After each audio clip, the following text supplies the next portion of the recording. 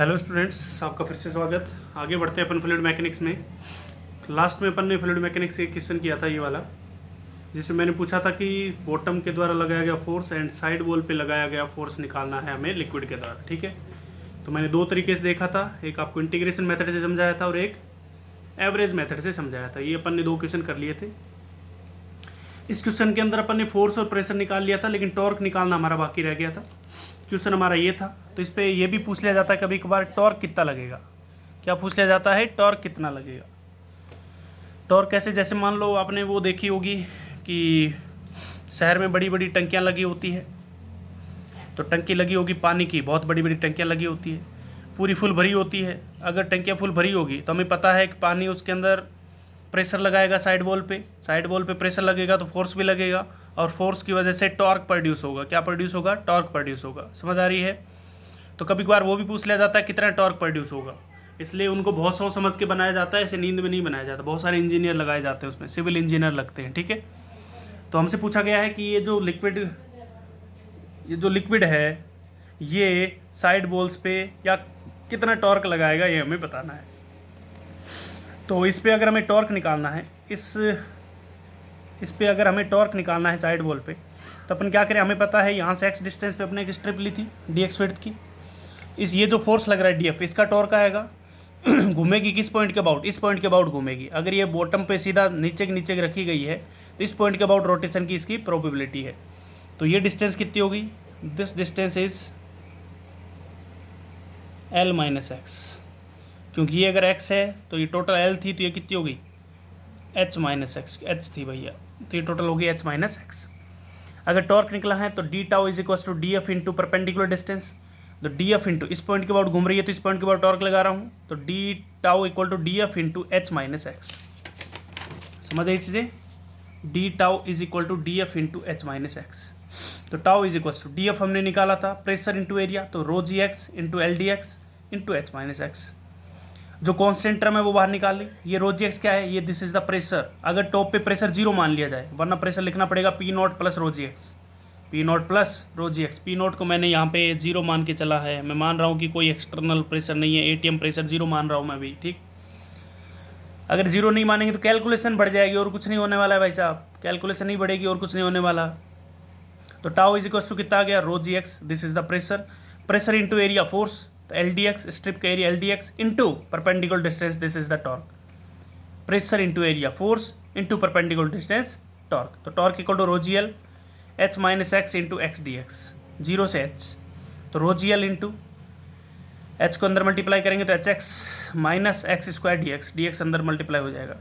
Limit लगाएंगे integrate करके, तो हमारे पास टॉर्क निकल के आया rho g L H cube by 6। तो टॉर्क कितना निकल के आया? Rho g L H cube by 6, ये टॉर्क निकल के आया। ठीक, समझ आ रही है चीज़ें? टॉर्क कितना निकल के आया? Rho g L H cube by 6। समझ आई चीज़ें? और टॉर्क होता है एफ परपेंडिकुलर इंटू डिस्टेंस। तो टॉर्क आया हमारे पास rho g L H cube by 6। Force हमने कल निकाला था, फोर्स की वैल्यू देख लेते हैं कितनी निकल के आई थी। हाँ, आज दो फोर्स की वैल्यू हमने कितनी निकाली थी? फोर्स की वैल्यू ही, लेकिन इस पे पी नोट को मैं कितना मान के चल रहा हूँ? जीरो मान के चल रहा हूँ। पी नोट को कितना मान के चल रहा हूँ? जीरो। तो पी नोट को अगर जीरो मान लेंगे तो वैल्यू याद रखिए, rho g L H square by 2,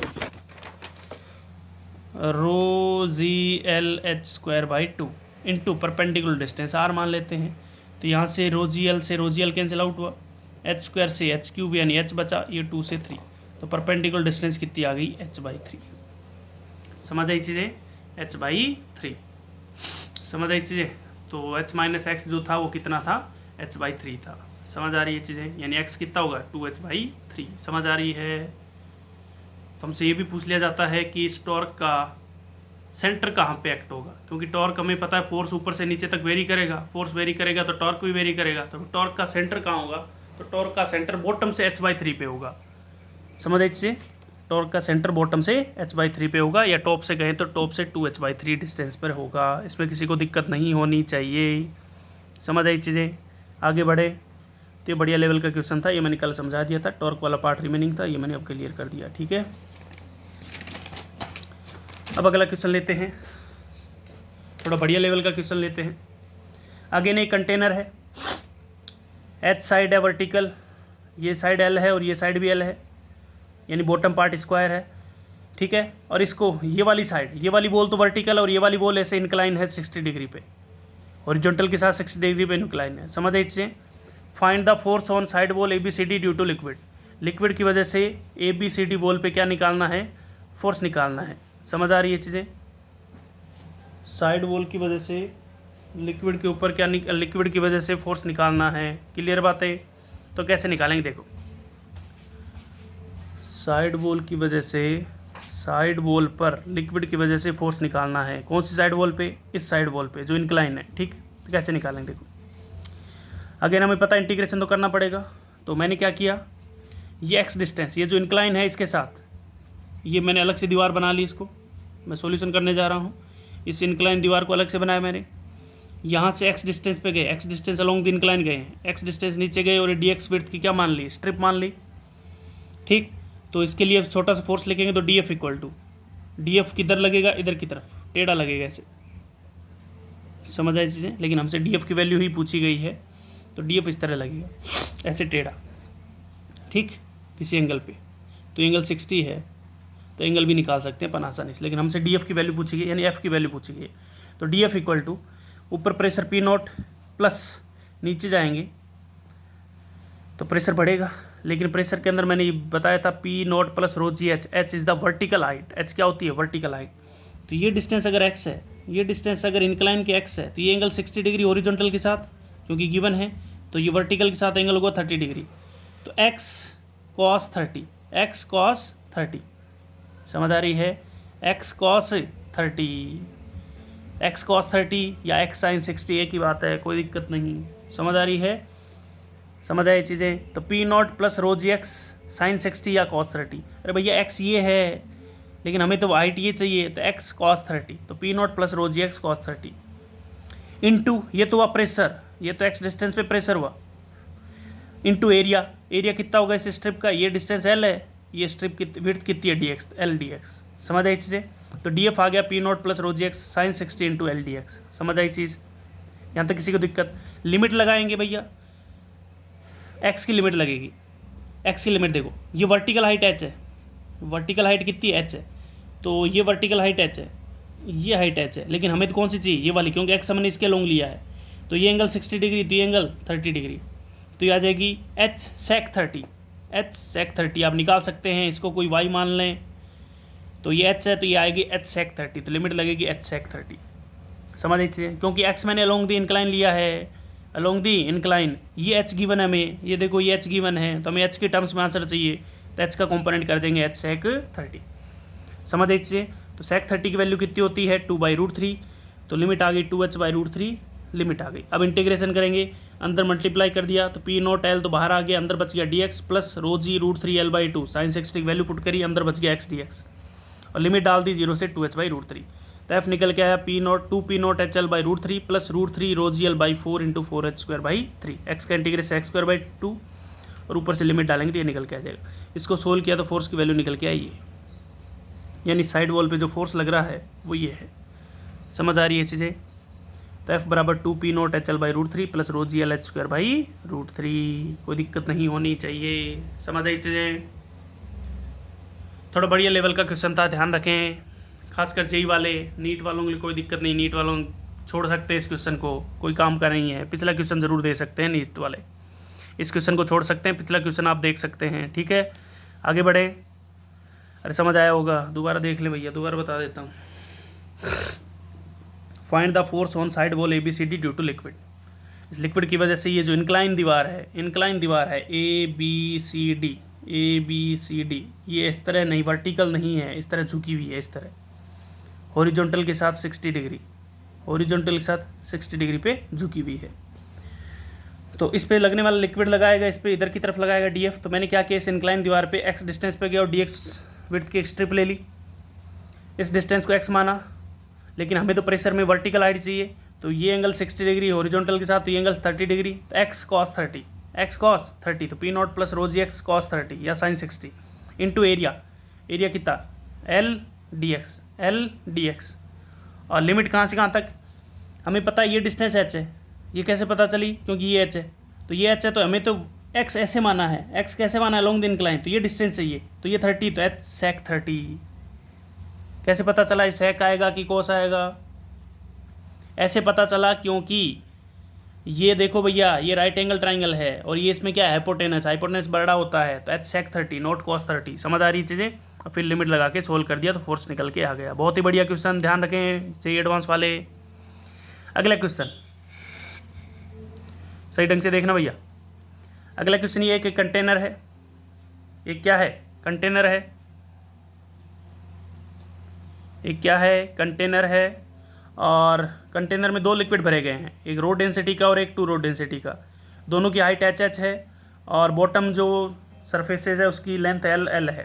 तो आपको पूछा गया पहला question, find the force exerted by the liquid on the bottom of the container. ये जो बॉटम है कंटेनर का, इस कंटेनर के बॉटम पे लगने वाला फोर्स कितना है लिक्विड की वजह से। समझ आई इससे, पहला क्वेश्चन ये करते हैं। तो बॉटम पे जो फोर्स लगेगा, बॉटम पे, तो बॉटम पे ऐसा क्वेश्चन मैं पहले भी करा चुका हूँ, तो बॉटम पे फोर्स कितना लगेगा, फोर्स बराबर प्रेशर इनटू एरिया। तो बॉटम पे फोर्स देखना है तो बॉटम पे प्रेशर देखो और बॉटम का एरिया पुट कर दो। तो बॉटम का फोर्स बराबर बॉटम का प्रेशर कितना, यहाँ पे प्रेशर है पी नॉट, यहाँ पे प्रेशर कितना पी नॉट। तो यहाँ पे अब तुम देखो डेंसिटी अलग अलग है तो क्या फ़र्क पड़ेगा, यहाँ पे प्रेशर पी नॉट, यहाँ पे प्रेशर आएगा P not plus row ji H. ध्यान रखें, यहाँ पे प्रेशर आएगा P not plus row ji H. अरे यहाँ पे प्रेशर पी नॉट, यहाँ पे प्रेशर पी नॉट प्लस रो जी एच। यहाँ पे प्रेशर कितना आएगा, यहाँ पे आएगा P not plus row ji H, ये तो ऊपर वाला प्लस टू रो जी एच। समझ आ रहा है भाई साहब, नहीं समझ आ रहा। अरे यहाँ पे प्रेशर कितना पी नॉट, तो यहाँ पे प्रेशर आएगा P not plus row ji H. अब यहाँ पे प्रेशर अगर P not plus row ji H है तो यहाँ पे प्रेशर कितना होगा, this plus two rho ji H, this plus two rho ji H. समझ आ रहा है, अरे नहीं समझ आ रहा क्या भाई साहब। यहाँ पे प्रेशर पी नॉट, तो यहाँ पे pressure P not plus row ji H, क्योंकि नीचे जाने पे प्रेशर बढ़ता है, ठीक। तो इस पॉइंट पे प्रेशर कितना होगा, P not plus row ji H plus two rho ji H. Clear बात है, तो ये प्रेशर आ गया कहाँ पर, इस बॉटम सरफेस पे लगने वाला प्रेशर आ गया। अगर ये प्रेशर आ गया तो इंटू एरिया कितना होगा, एल इंटू एल, बॉटम का एरिया। तो फोर्स निकल के आ जाएगा P not plus row ji H plus two rho ji H into L square. समझ आई इससे, तो answer is P not plus 3 rho ji H into L square. ये हमारे पास क्या निकल के आ गया, आंसर निकल के आ गया। कौन सा answer, force exerted by the liquid on the bottom of the container. तो कंटेनर के बॉटम पे इतना फोर्स लगेगा। समझ आई चीज़ें। अगर आपको बॉटम पे फोर्स पूछा जाए तो आप सीधा का सीधा बॉटम का प्रेशर लिखें और बॉटम का एरिया लिख दें, मल्टीप्लाई कर दें, आंसर आ जाएगा। ठीक है, कोई दिक्कत नहीं होनी चाहिए, आसान क्वेश्चन है। अगला क्वेश्चन है, find the force exerted by the liquid any side wall. ये जो साइड वॉल्स हैं इन पे प्रेशर फोर्स बताना है, ठीक। अभी जो पिछला क्वेश्चन किया था उससे पिछला किया, दोनों साइड वॉल के ही थे, तो अगेन साइड वॉल का पूछा गया है, दो अलग अलग लिक्विड देके। ये साइड वॉल है भाई साहब, ये वाली साइड वॉल है पूरी। तो ये साइड वॉल है तो अपन कैसे करेंगे, देखो यहाँ पे प्रेशर पी नॉट, यहाँ पर pressure P not plus row ji h, और यहाँ पे pressure P not plus row ji H plus two rho ji h. इसमें किसी को दिक्कत नहीं होनी चाहिए। तो पहले इस इतनी दीवार पे लगने वाला फोर्स निकाल लेते हैं और फिर इतनी दीवार पे लगने वाला लगा लेंगे और दोनों को ऐड कर देंगे। तो यहाँ पे फोर्स कितना लगेगा, तो यहाँ पे फोर्स लगेगा एवरेज प्रेशर इनटू एरिया। अरे पहला क्वेश्चन किया था, पहला क्वेश्चन जिसमें मैंने टॉर्क समझाया था, आज समझ आ रही है, जिस पे मैंने टॉर्क समझाया था, साइड में रख दिया मैंने कहीं, जिस पे मैंने टॉर्क समझाया था। पहला क्वेश्चन साइड वॉल पे मैंने फोर्स निकालना सिखाया था, क्या निकाला था, सेकंड मेथड सिखाया था आपको। सेकंड मेथड में क्या सिखाया था, एवरेज प्रेशर इनटू एरिया, क्योंकि प्रेशर जो होता है हाइट के साथ लीनियर वेरी कर रहा है तो आप सीधा एवरेज ले सकते हैं। यहाँ पर प्रेशर है पी नॉट, यहाँ पे प्रेशर पी नॉट प्लस रो जी एच, यहाँ पे pressure P not plus 3 rho ji H plus 2 rho ji h. तो एफ वॉल कितना लिखेंगे, एफ साइड वॉल पे जो फोर्स लिखते हैं वो लिखते हैं average pressure into area. Side wall पे जो फोर्स लिखते हैं वो एवरेज प्रेशर इनटू एरिया लिखते हैं। अब एवरेज प्रेशर कैसे लिखेंगे, क्योंकि दोनों अलग अलग डेंसिटी है, दोनों अलग अलग लिखना पड़ेगा। यहाँ पे प्रेशर कितना पी नॉट, यहाँ पे कितना P not plus row ji H, average कितना लिखेंगे, this plus this divide by 2। तो P not plus row ji H by 2 into area. Area कितना है इस वॉल का भाई साहब, ये हाइट एल है, ये height H into L, this into this, length into breadth या length into height. Height H है और लेंथ कितनी है, एल है।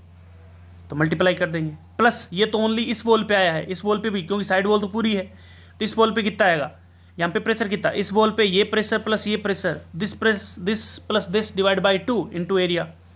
तो P not plus row ji H, ये तो ये वाला, plus P not plus 3 rho ji H divide by 2 into area कितना, एल इंटू एच। ये एरिया मैंने अलग से लिख दिया है,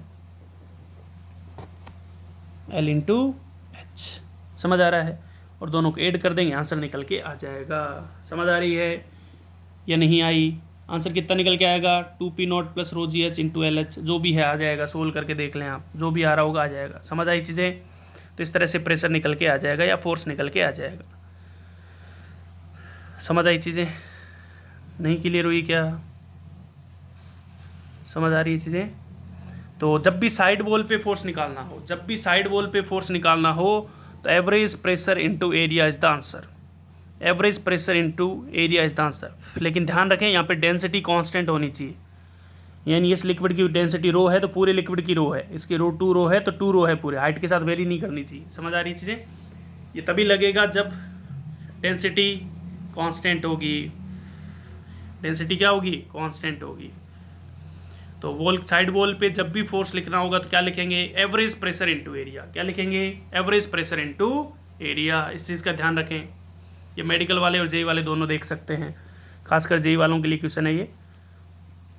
समझ आई चीज़? बहुत बढ़िया। आगे बढ़ें।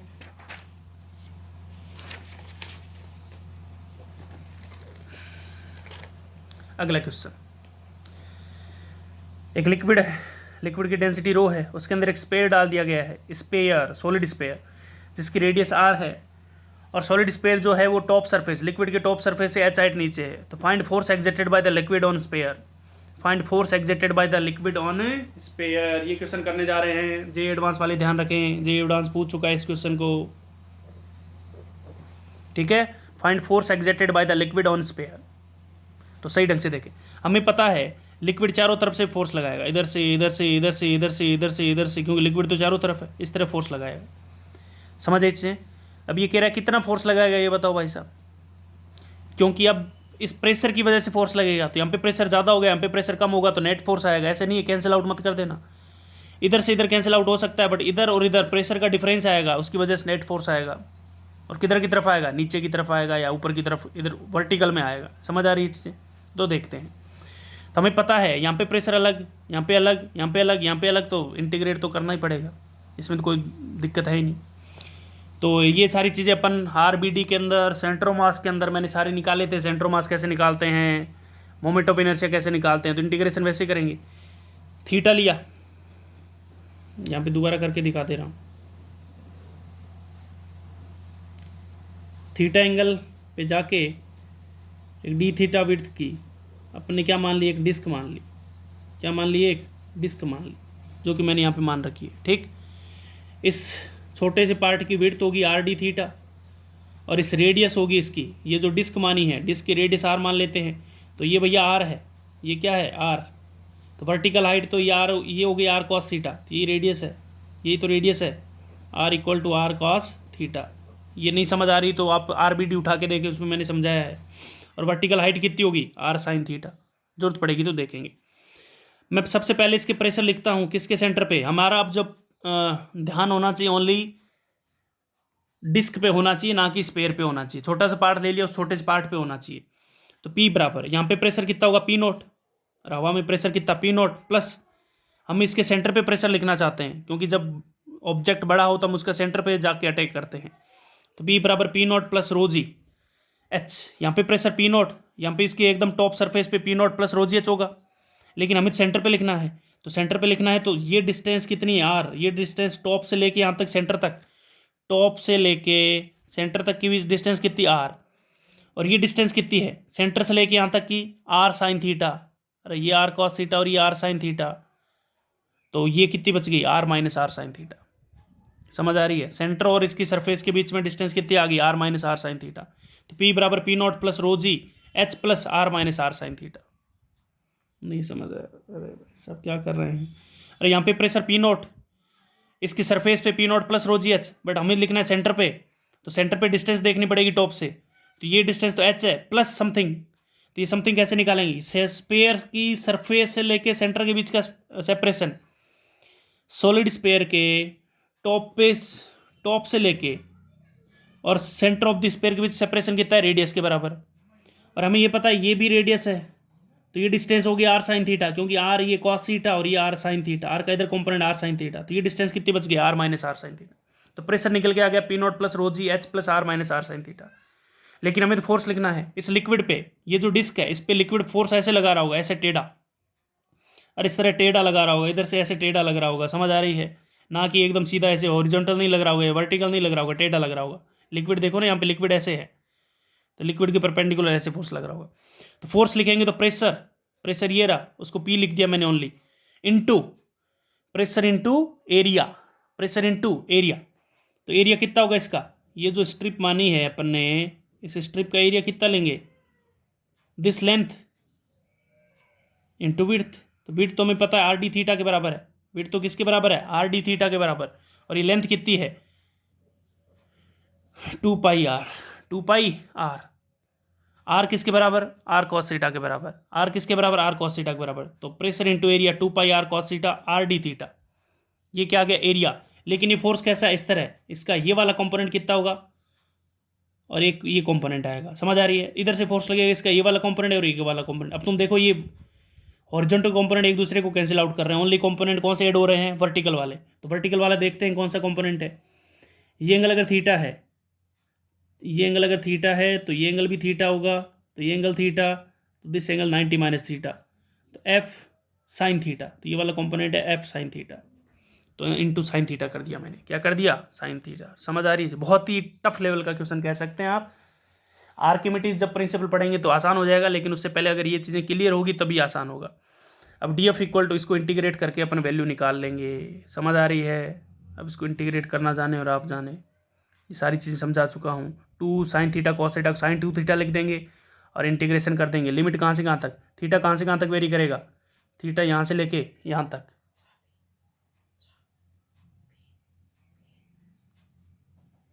थीटा कहाँ से कहाँ तक वेरी करेगा, यहाँ से लेके यहाँ तक, समझ आ रही है, थीटा यहाँ से लेके यहाँ तक वेरी करेगा। तो लिमिट क्या लगाएंगे भाई साहब, 0 से 90, 0 से 180 या क्या लगाएंगे बताइए।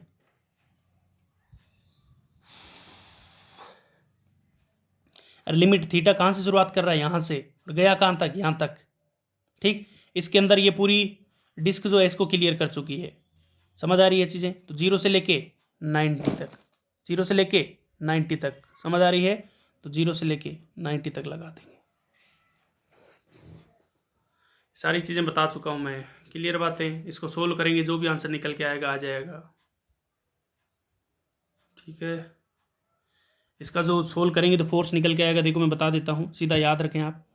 इसका जो फोर्स निकल के आएगा, इसका प्रोजेक्शन एरिया, तो सॉलिड स्फीयर का जो प्रोजेक्शन एरिया होता है वो सर्कल के एरिया के बराबर होता है। तो प्रोजेक्शन एरिया इनटू प्रेशर, यहाँ से निकल के आएगा। और यहाँ पे प्रेशर पी नॉट, यहाँ पे pressure P not plus row ji H into area, area क्या, प्रोजेक्शन एरिया। तो सॉलिड स्फीयर का जो प्रोजेक्शन एरिया होता है वो पाई आर स्क्वायर यानी सर्कल के बराबर होता है। अब कैसे आया, वो इसको इंटीग्रेट करके आएगा, समझ आ रही है। इसको इंटीग्रेट करेंगे तो ये निकल के आएगा, समझ आई चीज़ें। अब आप इंटीग्रेट करें और इसको निकालेंगे, मैंने सीधा आंसर निकाल दिया, आपका मन हो तो निकाल लें, सारी वैल्यू पुट कर लेना भैया सारी, तब जाके इंटीग्रेट करना, नींद में मत कर देना, ठीक है।